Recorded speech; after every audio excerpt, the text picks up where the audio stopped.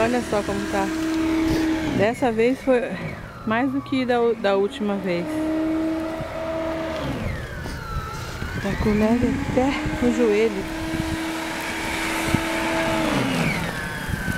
E o Ed tá tentando abrir o caminho para poder ir trabalhar. O carro dele já tá enterrado. Nossa, eu tô pisando aqui, tá afundando até o joelho. Olha só.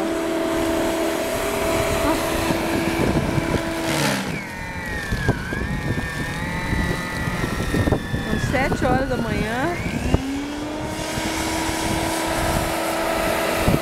E olha a pilha.